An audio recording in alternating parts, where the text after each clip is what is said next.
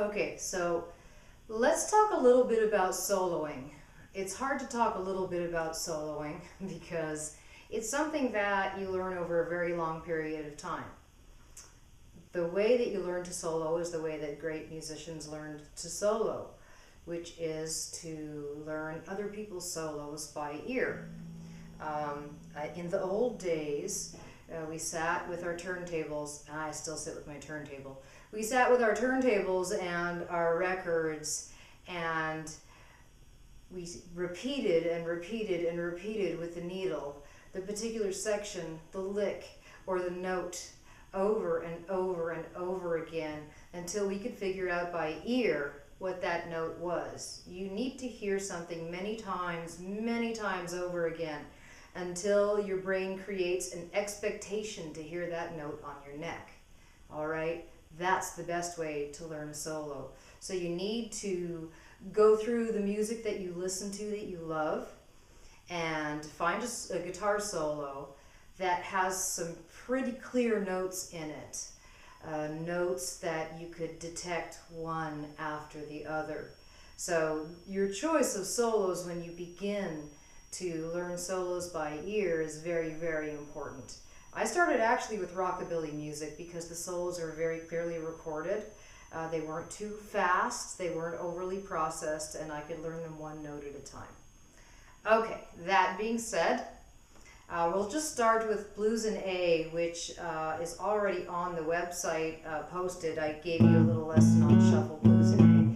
This is more of a funky blues in A that I'm going to be playing over, but remember that any lick that you learn can be put into any style in any key. All right, so we're going to start with a very simple lick in A. All right, I'm starting for no reason at all up on my 5th fret. All right, I have a few A notes over here because a lick without a root is like a chord without a root. It's completely meaningless and adrift at sea. Because I'm in the key of A is my anchor. All right. In this case, I'm going to use this A right here. This A exists on the 1st string, 5th fret. E, F, F sharp, G, G sharp, A. All right. Now you can download the PDF that gives you a blues scale, or you can just simply learn a simple riff that's based on maybe 2 or 3 notes. All right. So this little riff goes like this.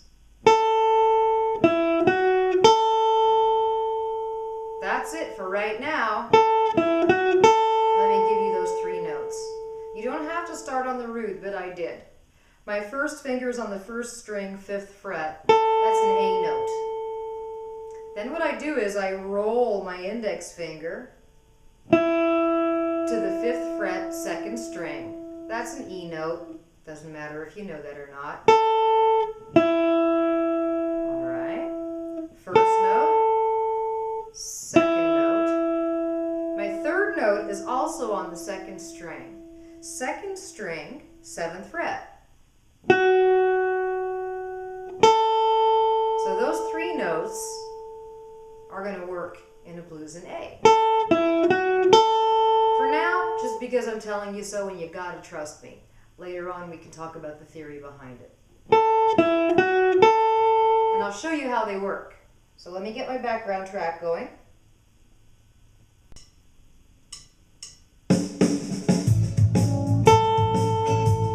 First of all, that A is just lovely, right? If I was B.B. King, that's all I would need.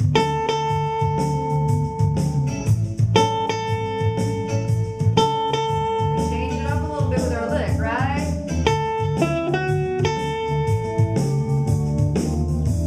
Now we put the lick to tap.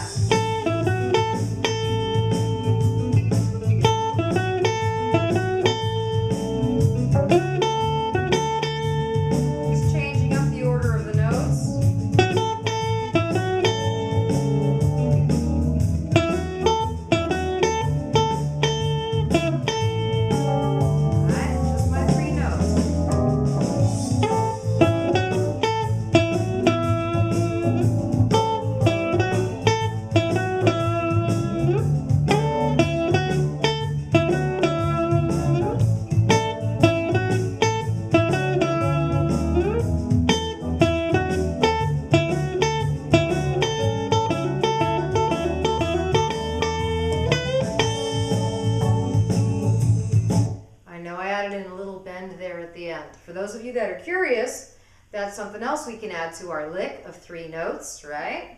Here's my root.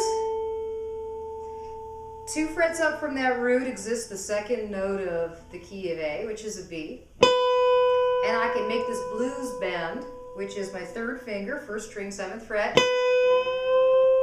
Right? A little bend that goes up. Notice that when I bend, I grab the neck over the top with my thumb and I squeeze. Now that gives me a whole lot of flexibility if I want to add notes to my blues solo. I started off with this lick. When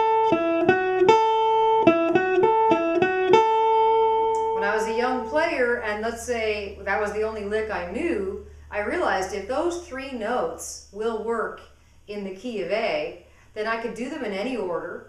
I can repeat notes. I can start on any note.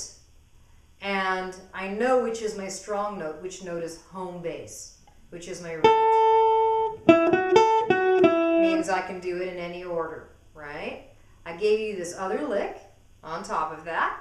A little bend. Now we can play all night using just those notes, right? We'll go one more time over this. I'll add in my new bend, right? For starters to get comfortable, I'll start on my root. Because right away now I'm feeling pretty good about what I'm doing.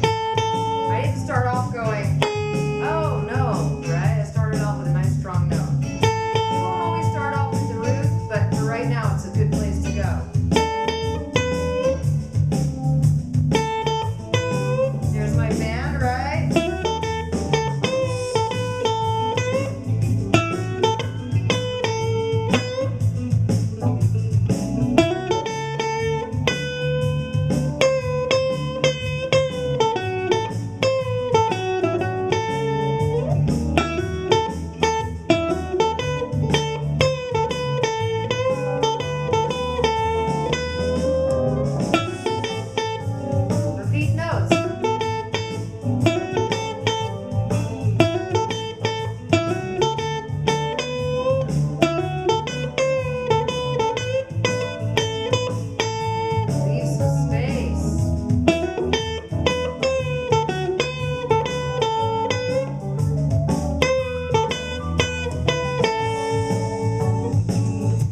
Last thing we're going to do here is I'm going to play a simple lick, and I want you to try and repeat that lick with me as the background track plays. The licks will be made out of the notes that we just learned in this lesson, okay?